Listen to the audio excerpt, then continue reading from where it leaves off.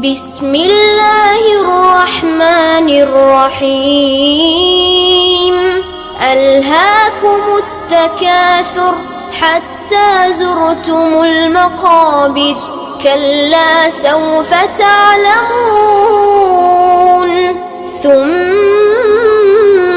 كلا سوف تعلمون، كلا لو تعلمون علم اليقين لترون الجحيم، ثم لترونها عين اليقين، ثم لتسألن يومئذ عن النعيم.